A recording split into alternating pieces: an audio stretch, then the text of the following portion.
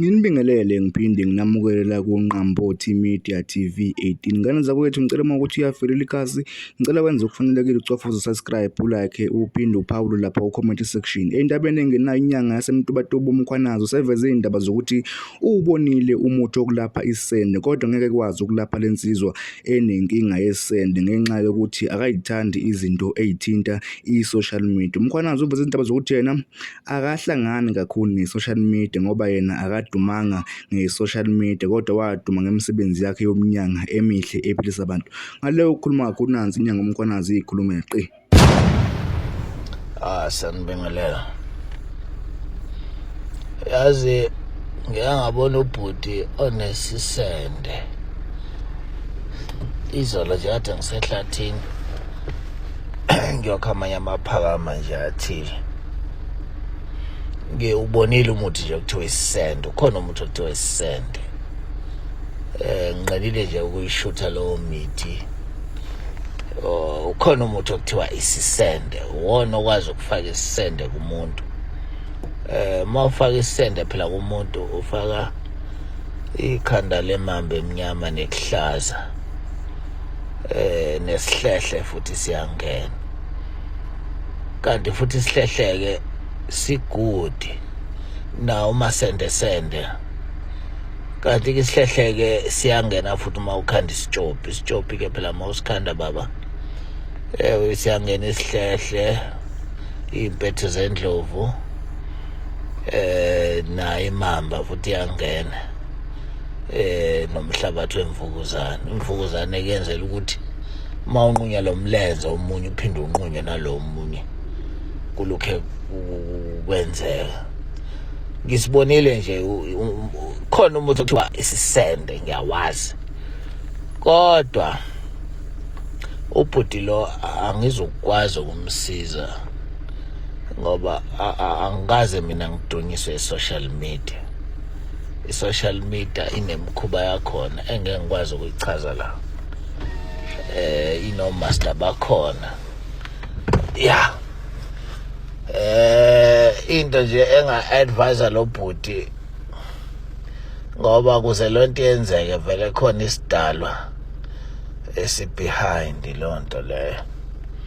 Fanele athole umuthi wey'nkulumo, aphinde futhi athole nomuthi-ke wokusondeza abantu abadala. Iminingi imithi yokusondeza abantu abadala. Uyafaka nje omadlozana nawo usidalo nomvuthwamini-ke nomfomothi nemithi lokusondeza abantu abadala ukuthi basondele kuwe. Kanti futhi inamandla lento yokusondeza abantu abadala. Yazi abantu abadala kakhulukazi abantu abanezinto ey'thile basebenzisa lowo mithi isikhathi esiningi ngoba lezi zinto ey'thile ziyaliqhelisa vele ihlosi, uyabo. Kodwa lo bhuti makathola le mithi engiyishoyo yokusondeza abantu abadala afake nawo ungihawukele,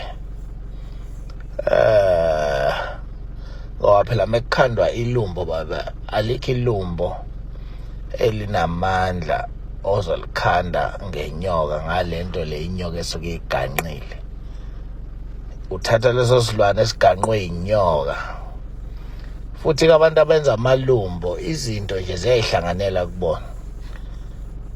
Inyoka ayisale mekukhandwa ilumbo, lento esuke iganqwe inyoka. Nasidlelo sengungumbane namathumbu esinye isilwane, namathumbu esinye isilwane.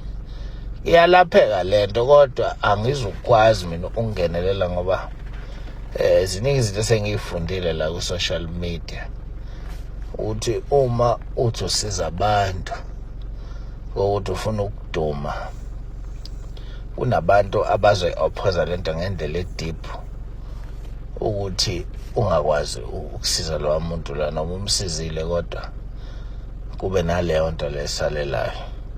Understand? Kodwa nje ukhona umuthi igama lawo kuthiwa isisende. ubonile nje ngisehlathini kuthange ubumile kukhona isihlahla nje ngisibonile isisende ngoba lento le ifuna izinsizi, ifuna umuntu achathwe nodambisa liyangena necishamlilo, khona icishamlilo lenkunzi nenkomazi nawo ke futhi ishongwe liyangena. Kodwa kunabantu kabawu2 engasho ukuthi ke bengayenza. Ngangambona omunye iCalamity lo uMakhosi uNkabinde 01 uNkabinde lo amngoma umngoma aboneke lo mithi lehambelana le ukuvusa induku, kodwa ufudo alisali mawukhanda lendo.